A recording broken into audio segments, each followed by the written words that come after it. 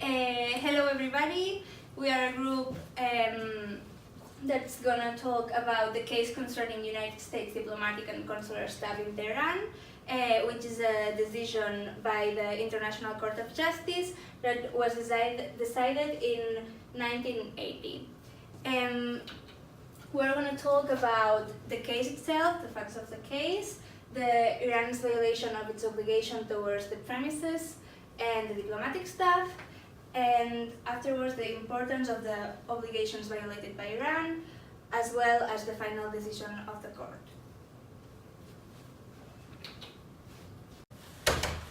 Well, this is the map of Iran, so you can see where it's located.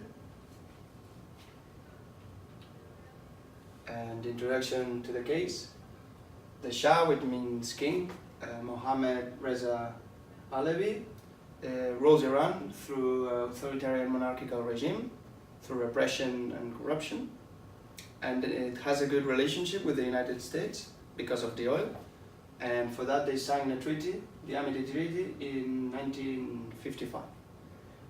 There's an ongoing accelerated process of occidentalization and industrialization, which generates discomfort in the population because they believe it goes against their traditional values, and this goes growing up. For that, on February 1979, there's the start of the Islamic Revolution, which is guided by Ayatollah Khomeini, which had been exiled years before, and the Shah, to avoid more problems, leaves Iran. After that, on October 1979, the United States accept the Shah. That decision was taken after having some meetings with the government of Iran, because they believed that could lead to a more problematic relation, which they already had, because they didn't have an ambassador in Tehran, they had charge d'affaires. And the government of Iran promised that they would protect the embassies and the consular and diplomatic staff. But on return, they wanted the extradition of Shah, but the United States denied. After that, after the promise, on the 4th of November 1979, after demonstration, 300 students went to the American embassy in Tehran and they assaulted. The thing is that the government of Iran had deployed some policemen that day didn't do anything to avoid the assault. So they failed to their promises and international obligations. The thing in the assault is that they took the diplomatic and consular staff and also nationals as hostages. That was the main problem of this situation. The United States, after that, tried to solve the situation by talking to the government of Iran, but they refused. So on the 29th of November 1979, the United States of America submits a petition in the International Court of Justice against Iran. The United States position, it's focused on 4 points, and the first one is that Iran violated several international laws that my partners will explain you later in detail. And they also demanded that the immediate release of the diplomatic consular staff and US nationals being held in the embassy, and to secure their return back home. They also demanded that the government of Iran has to pay reparation because of all the violations that had committed and that goes against the United States, and the sum of the money that the government of Iran has to pay will be decided by the court. They also demanded the government of Iran to prosecute the individuals that committed the crimes in the embassy and consular premises. Iran's position was a little bit difficult because they never showed up in the oral proceedings or in the written submissions. But in the end they sent 2 letters making clear their point, which was the alma mater of the case is that the Islamic Revolution of Iran, this Islamic Revolution is based on the freedom from oppression that Iran has been suffering for many years. And for that, this is an internal affair. which has nothing to do with the Court of Justice. They also consider that the court should not and cannot take part in this process because the United States has focused all the situation just in the hostages thing. For that, they believe that the court needs to know the whole picture to take a decision, and the whole picture is that the United States has been 25 years interfering in the internal affairs of Iran, which had led to this situation, and this situation is an internal affair. For that, there's no violation of treaties or international law. First of all, I'm going to talk about Iran's violations of its obligations concerning diplomatic inviolability. And I will start with the articles which are covering the inviolability of the premises, and we will go through other articles as well, we'll see later. And then after that, Maria, my colleague, is going to go deeper with the inviolability of the staff in a diplomatic mission. So, we will see the Vienna Convention of 1961 about diplomatic relations, and the Vienna Convention of 1963 about consular relations, and both are covering the privileges and immunities by the inviolability of the premises and archives, personnel, and the provision of facilities for the performance of the functions of the US Embassy and consulates in Iran. So, we will see the violated articles in the Iran's attack to the US Embassy and the violated articles due to taking consulates. As the main violation was to the embassy, the result of the attack was damage to the premises, the property, and the forcible opening of documents and archives. And it's important to remember that there was no body of police, nor any military unit or any Iranian official intervening to try to stop the legal operation. Why do I say that? Because I'm going to explain what happens if the action is done by someone who does not act on behalf of the state.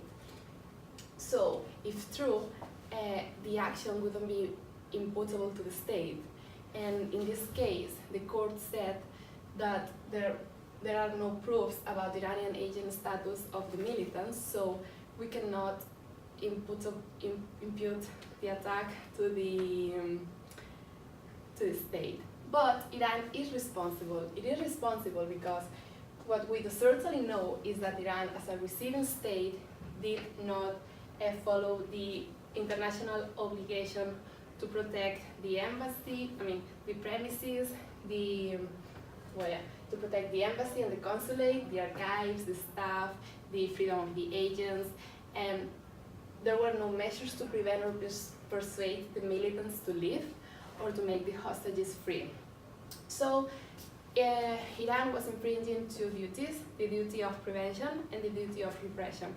First one is the obligation to protect the foreign nationals in your territory as well as the premises and the property, and the second one is about to prosecute or punish those individuals who are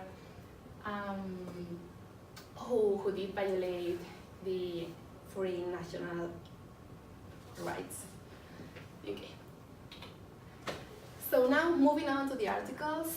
First, we're going to use the Vienna Convention of 1961 about diplomatic relations because we're going to talk about the attack to the embassy. So the first one is the Article 22, inviolability of the premises. So with this article, we know that the receiving state have to take all the measures to protect the premises from any damage or any intrusion, and Iran is not following that. So an important part here is that after that judgment, this article became a fundamental principle of diplomatic law.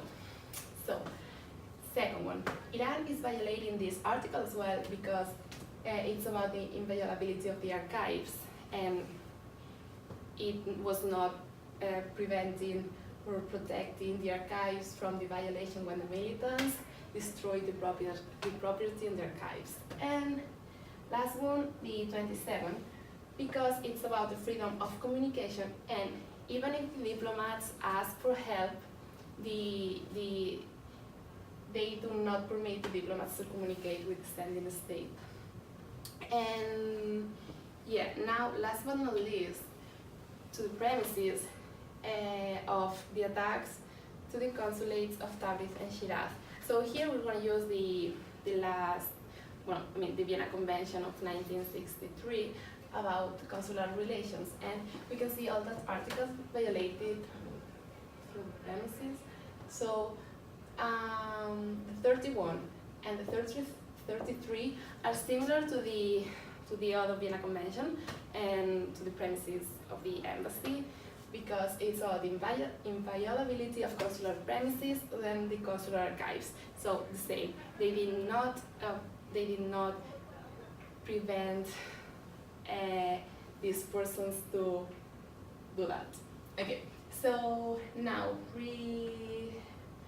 these three, I'm gonna say these three like all together, because they made hostages of the consular people, of the consular staff, and they do not allow them to leave the ministry, so they are violating the freedom of movement. And how they are, as they are violating the freedom of movement, they are not letting them perform the functions properly, and they are restricting their personal freedom and dignity. So they are violating all that. And last, they are violating as well the freedom of communication, because even if a representative of the US was trying to carry a message, they didn't let them give the message, so they didn't let them communicate with each other. So that's all. Okay, now following the lines of my colleague Raquel, I'll move forward to Iran's government violation from in this case, the Vienna Convention on Diplomatic Relations from 1961. Here we show the main articles that have been violated, but we have to keep in mind only three main ideas. First of all, Iran hasn't provided facilities to the diplomatic or consulars to carry out their functions. So this is it's an important violation. Second of all, the protection and the immunity of those people has also been violated, because in the case of protection, for example, as it is said in Article 44, the receiving state, in this case Iran, they should have let them, the hostage, to leave the embassy the earliest as possible. And in this case, as we see in the case, they just retain them in the embassy. And finally, so there's no protection. And finally, according on Article 47, there's a violation of the non-discrimination principle between states. What we consider is that why Iran acts this way towards United States and not also with other countries. Well, it's because of the relation. But it's important to keep in mind that this principle exists. Second of all, according on the Vienna Convention on Consular Relations of 1963, we also, apart from these articles, we have to keep in mind also four main ideas in this case. Well, first of all, the Article 72, it's the same as we just said of the non-discrimination principle. So we move forward the other ideas. First of all, this convention has that idea in these articles to protect nationals, either its interest and the representation of them. And in this case, it's absolutely violated, because consulars, they cannot carry out their functions of representation or assistance to the nationals. So this function is missing. Also, according to the communication issue, the Vienna Convention talks about, in Article 27, talks about that there is a need to permit the free communication for all the official purposes. In this case, there's an inaction of the Iran's government on the communication issue, because there's a lack, they are not allowing them to have a communication, and that's an important irresponsibility from the government. Now, on this convention of 1973, it's also, apart from the articles we expose you here, it's important to consider three ideas: about cooperation, about attack, and about the act of Iran's government. About the cooperation, as it is said in Article 4, the states must cooperate to avoid the conflict, to avoid the controversy. And as we see in this whole case, this article is missing at all. Then, according on Article 2, which talks about the attack, it's an important breach of Iran's government to have under its responsibility the attack to an international protected person. And finally, on Article 7, the militants that occupied the embassy in the territory, it says, the state party in whose territory the alleged offender is presented shall.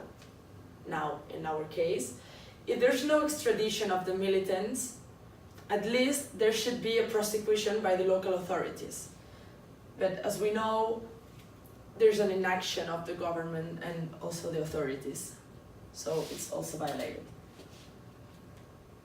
Then, with the Treaty of Amity, Economic Relations and Consular Rights from 1955 between Iran and United States, these three articles are violated in the next ideas that I will show you. First of all, as we already said, there's no protection of the staff, as we see in Article 2.4, The communication issue in Article 19 is also, it's based on the same lines as I already exposed you before. And finally, what we consider most important is Article 18, which says, consular officers and employees are not subject to local jurisdiction for acts done in their official character and within the scope of their authority. So, there's no subjection to the local jurisdiction of the receiving state while being an official character. So, in case they are asked for being witness, they don't have this need because there's no need because they are not subjected to the jurisdiction of the country. And finally, according on the Charter of the United Nations of 1945, those are the articles that we saw they are violated. But in general lines is that any country can endanger the international security and peace. Nor they cannot use they have to refrain the use of force and the threat, as we already know. And in case there is this controversy, that in this case it's already happening, according on Article 33, they have to find the best way to solve the problem. And as we already know, in Article 33, they provide mechanisms like negotiation, mediation, judicial settlement, arbitration, etc. So up to here is what we consider is most violated from the sentence. Okay, so as my colleagues just said, Iran has violated several obligations towards the US. Therefore, now I want to explain the importance of these obligations that Iran violated. First of all, we want to remind you that this case is very important for two things. First of all, the actor of the violations, which is the state of Iran itself, and second, the importance of this kind of norms. We can see that in this quote of the court from the decision. It's in paragraph 91, and it says, "This case is unique and of very particular gravity, because here is not only private individuals or groups of individuals that have disregarded and set at the inviolability of a foreign embassy, but the government of the receiving state itself, so the actor. Therefore, in recalling yet again the extreme importance of the principles of law which it is called upon to apply in the present case, so again, the importance of the law, the court considers it to be its duty to draw the attention of the entire international community, of which Iran itself has been a member since time immemorial, to the irreparable harm that may be caused by events of the kind now before the court.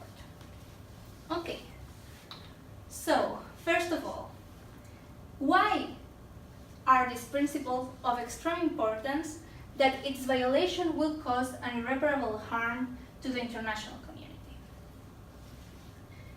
To analyze this point, we have to remind what is diplomacy.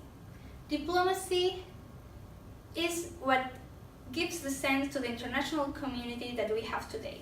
Without diplomacy, the states cannot negotiate between them, cannot resolve their frictions with pacific means.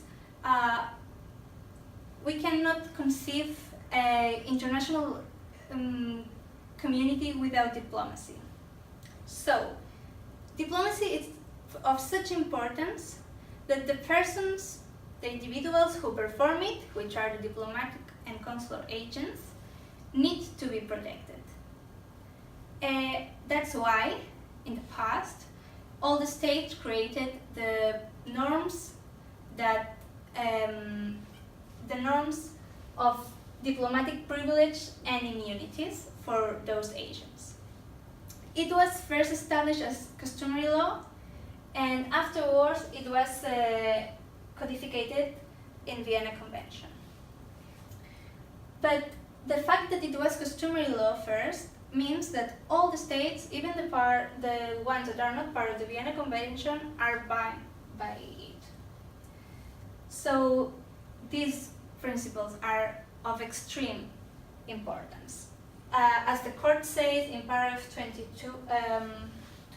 92 of its decision, such events cannot fail to determine the edifice of law carefully constructed by mankind over a period of centuries, the maintenance of which is vital for the security and well-being of the complex international community of the present day, to which it is more essential than ever that the rules developed to ensure the order and progress of relations between its members should be constantly and scrupulously respected. So again, the court insists on the international community because this is a problem for the whole international community, not just affecting the US and Iran. So to explain this last point, why does the action taken by Iran as a state make this case unique? As I say, it's not only a case that implies Iran and the United States, it implies the whole international community. That is because the corpus of norms of diplomatic relations are reciprocal and of mutual interest for all the states. That means that if one of them violates them, it will create harm to all of the other states. It will create a problem with all the communications and all the relations towards all the states.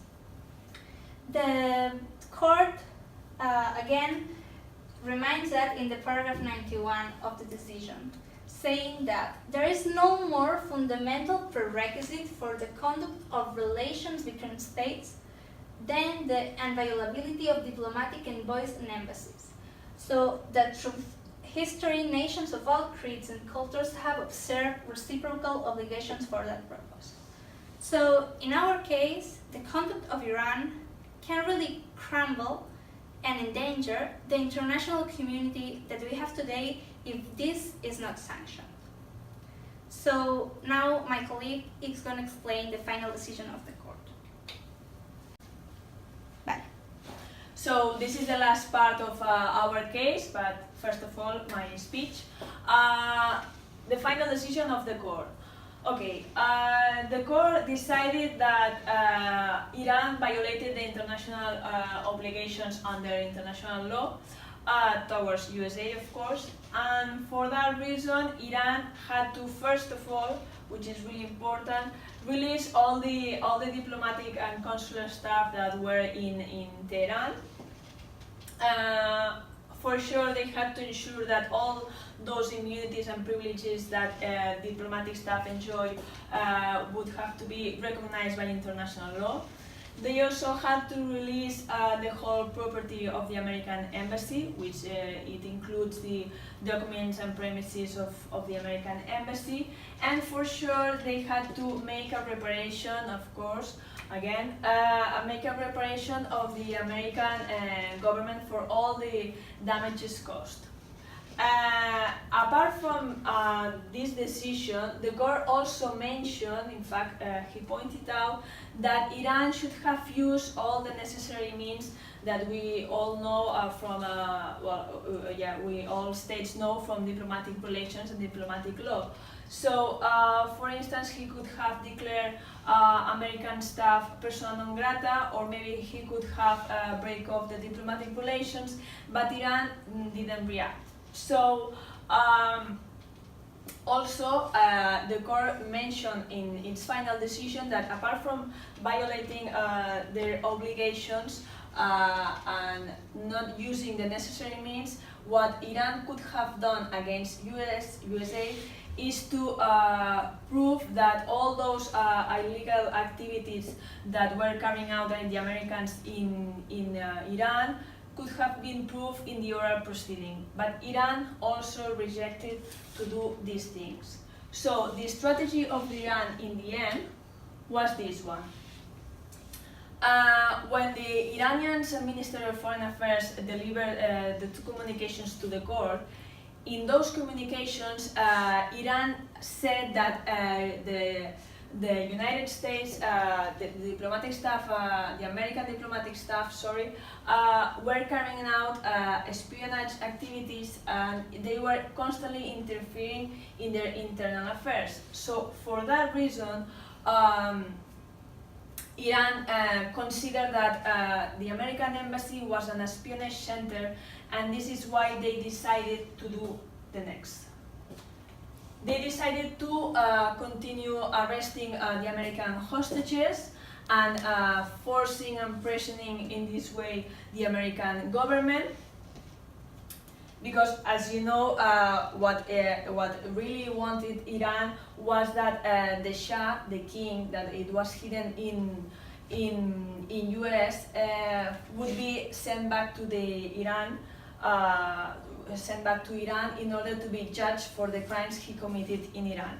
So it was kind of a blackmail strategy, and in the way around, what the United States wanted is to release that Iran could release all the American hostages. So it was one person for another person, okay? What he also decided, apart from arresting the American hostages, which it took 6 months, this situation took 6 months, Iran, in those communications, didn't deny all those international obligations that, from the point of view from United States, were violated. So in this case, Iran didn't say nothing. So it means that maybe they were violating those international rules. And what also Iran did, as I mentioned before, he decided, as the court also mentioned, he decided not to appear before the court, and in this case, Iran could have proved in which legal terms all those illegal activities were done, and in which way could he claim the Americans' pleading.